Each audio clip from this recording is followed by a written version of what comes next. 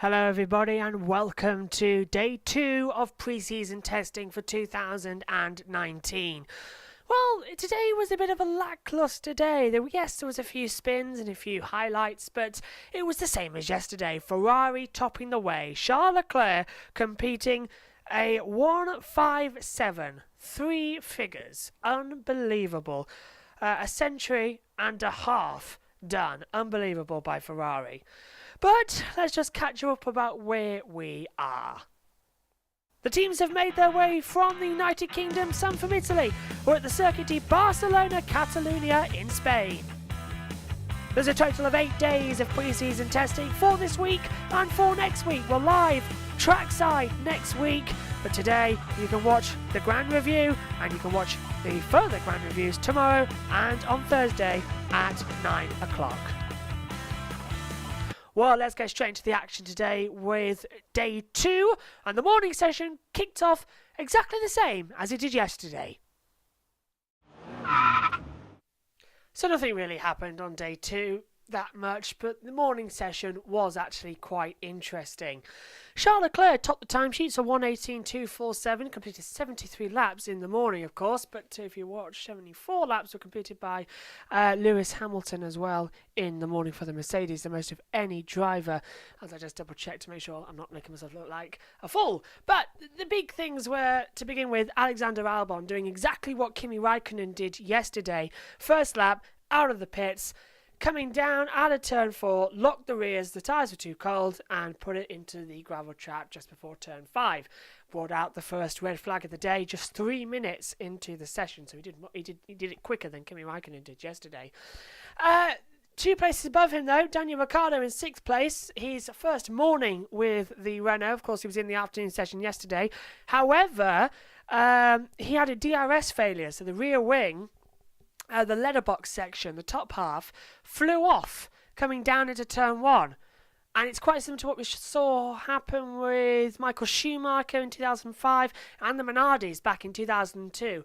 But not quite as drastic. The whole wing didn't fly off like with the other two. With Ricciardo, it's just the top bit of the end plate that happens with the flappy wing of the DRS, which is bigger this year, of course. So it wasn't fastened down properly, and it wasn't that great for Daniel Ricciardo, who ended up spinning backwards into turn 1 when he went for the brakes, of course, because there's no downforce at the rear. So when you brake, you pirouette around and back into the gravel. Luckily, he didn't hit the tyre wall and was able to get it back to the pit lane and get back out on the track. But a bit of a worry there for Renault. That was it, actually, from the morning session. Lewis Hamilton had a little bit of a lock-up down at turn 1, but it was a pretty quiet session. So let's take a look at the times now from day 2, morning session. So Charles Leclerc topped the session on 1:18.247, completing 73 laps. Kevin Magnussen was second on 1:19.234. Giovinazzi third on a 1:19.312. Lando Norris fourth on 1:19.489. Pierre Gasly fifth on 1:19.814. Daniel Ricciardo sixth on 1:19.886. Lewis Hamilton seventh on 1:19.928. Alexander Albon eighth on 1:20.046. And Lance Stroll ninth on 1:24.33.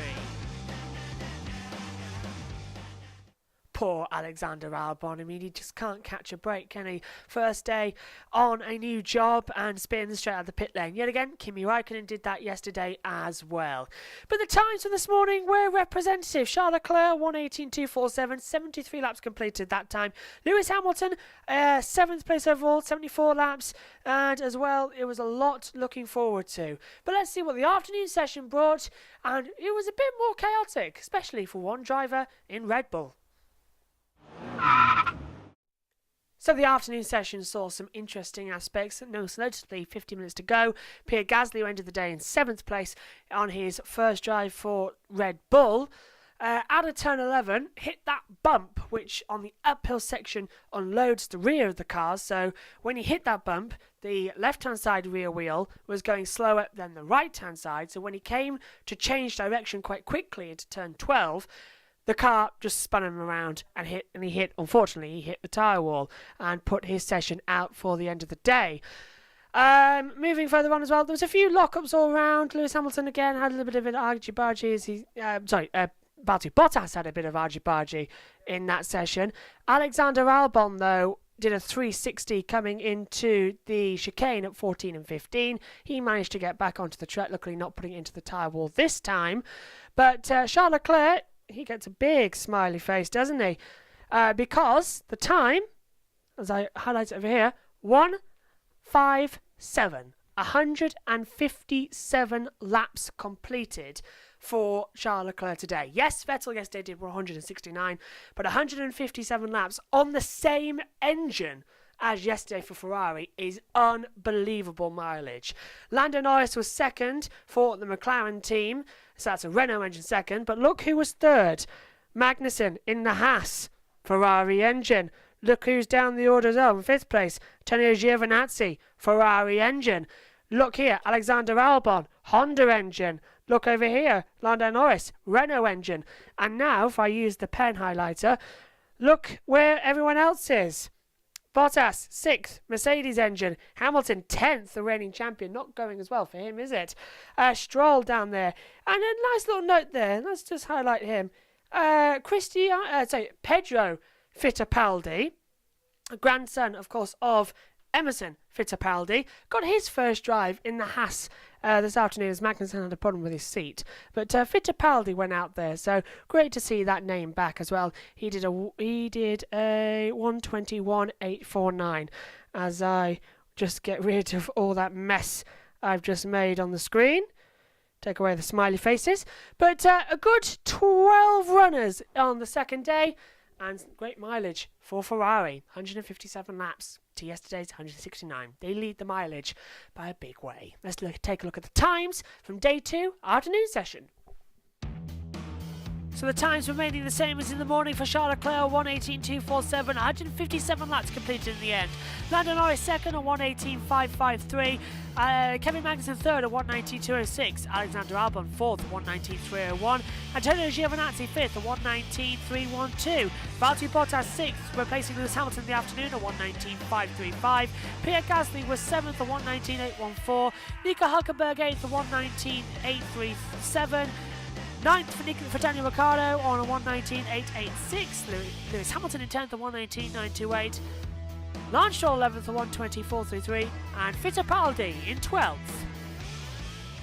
So Ferrari end the day fastest again. Charles Leclerc 1:18.247, exactly the same time as he did in the morning, which is what everybody says, that the fastest times in testing are always done in the morning. Something that I hope I'll find out next week when I get to see a full day's test, not just half of the day. However, it was Leclerc-Norris, so great job for Lando Norris. Again, McLaren in second place, just like yesterday with Carlos Sainz. They've actually looked like they've got a good car this year. But it is, as they always say, too early to tell.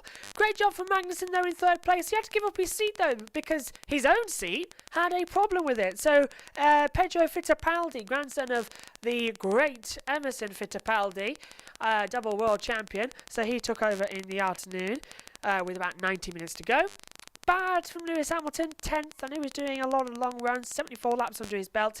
Bottas took over in the afternoon. They swapped it from yesterday, and he did a total of 89 laps, so got more on the board as well. But you've just got to feel that Mercedes aren't pulling the power that Ferrari are. Ferrari have got Leclerc first place, Giovinazzi 5th, and Magnussen 3rd. So they've got 3 cars in the top 5. Mercedes haven't.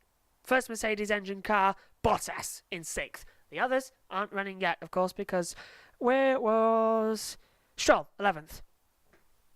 It's not good, is it, for Mercedes? Honda look like they've got their act together finally with the Red Bull and Toro Rosso.